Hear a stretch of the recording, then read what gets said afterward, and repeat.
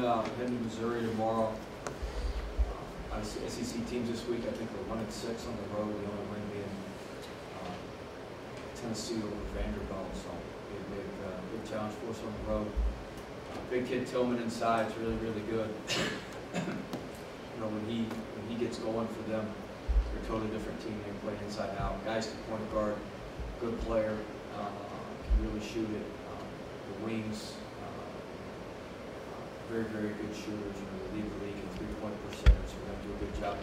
Guard three-point line, they're very tough, they're very physical, very typical Coach Martin team. He does a very, very good job. So be tough sledding for us. Offensively, we're going to have to guard certainly better than we've guarded in the past game, because the baskets are not going to come as easily for us. We're pretty critical as kind of practices been on the basis. Well, we're working at it. We're working at it, so we're hopeful we'll be better. Were you connected in practice? What? Were you connected again in practice? What do you mean? You always use that word connected. You know, hopefully we've got some of the things solved. We tried to change a little bit, you know, tried to tweak our scheme a little bit and change a few things to help some weak spots in our defense, and hopefully it'll show up tomorrow. Now said you use the word connected a lot. What was Wednesday night? I'd take the over. Was Wednesday night an example of being disconnected? No, we weren't disconnected. We just came a little bit. We just had some. We're a little bit discombobulated. We weren't ourselves. We weren't in our right minds. So, yeah, tweet that, discombobulated.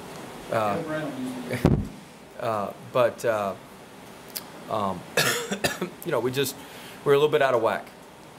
But we were able to hopefully get some of that stuff corrected yesterday with the guys, and you know, we'll prepare better and hopefully play better tomorrow. You know, I know the defense, we looked at final total 82.54%, but there were 3 stretches which added up to about 10.5 minutes. 2 in the first half. Yeah, I had it at 13 minutes, but yeah. We outscored them 36-6. Yeah. They were like 0 for 7 and 7 turnovers. So, I mean, We played pretty decent defense for 27 minutes. The problem is that's not going to get it done as you play really good teams in our league. So, you know, we've yet to be able to play a complete game, which is something that we're focusing on, being able to play for a full 40 minutes. And we've got to be able to sustain our defense, sustain what we're doing for longer stretches of time. I feel like they're on the same page with you. I mean, after the game concept, we got done to, even though it wasn't a 10-point win, you feel like, hey, you understand it's not good enough. Well, it's not that so you guys get all focused on winning and losing, and winning is the point of what we're doing. I got that. But it's what goes into winning that I focus more on. So I'm much more worried about how we go about winning. And I don't like to cheat it when you win. Even if you win, you got to understand what goes into winning, how hard it is to prepare, how hard it is to win, you know, any game. I mean,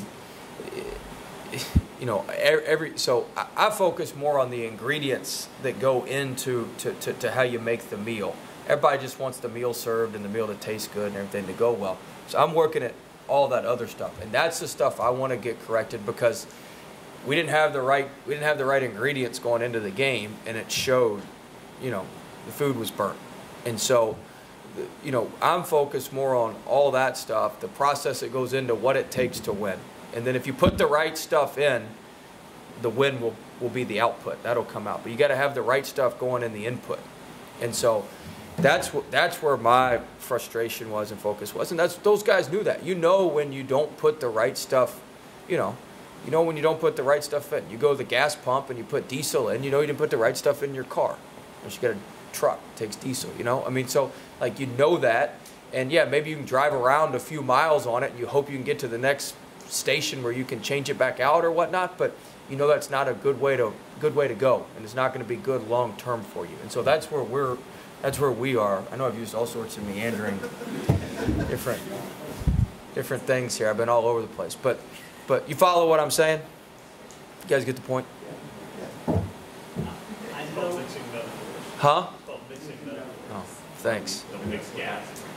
You don't think they took a step back though? I mean, you think it was easy to fix that way? Nothing's easy to fix.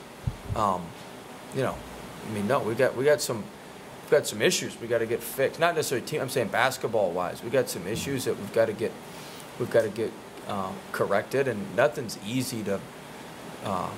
Nothing's easy to fix. And so we went about it yesterday and today and tried to get it fixed as best we can. You know, at this point in the season, you're not necessarily fixing a lot of stuff as much as you are just kind of plugging gaps. You're just kind of putting duct tape here and hoping that one holds for a little bit, and you go duct tape something else and hope that holds. And then if the duct tape rips off over here, you gotta go back and plug that one up. You know, you're just kind of plugging stuff up more than you're fixing it. But we did try to put a little bit more time into hopefully get this stuff fixed.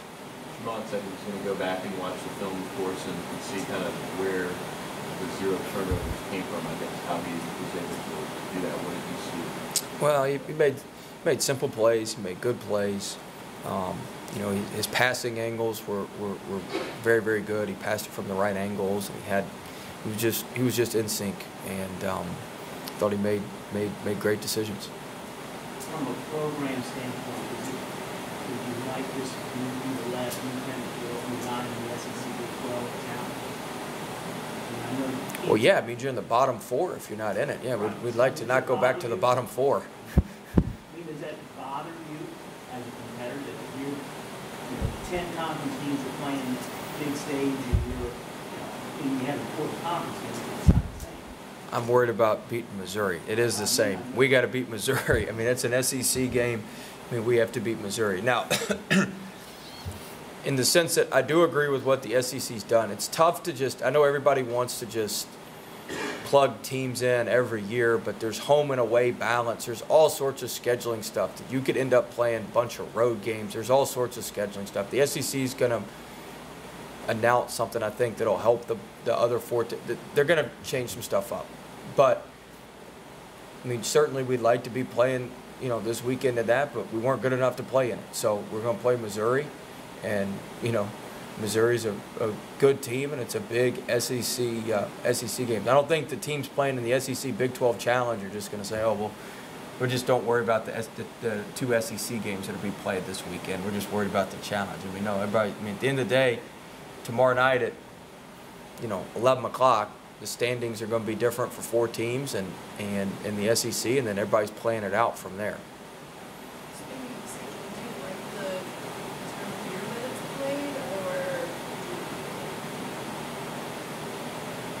I prefer we play a little bit earlier, but it is what it is. I know what I mean. It makes sense. It gives the SEC and the Big 12 a full day on ESPN. Gives us a full day of college basketball where people are talking. Game days at Kentucky. So you got Kentucky. It just gives us in the middle of college basketball season. It gives you a day where they're talking about your league, especially if you win.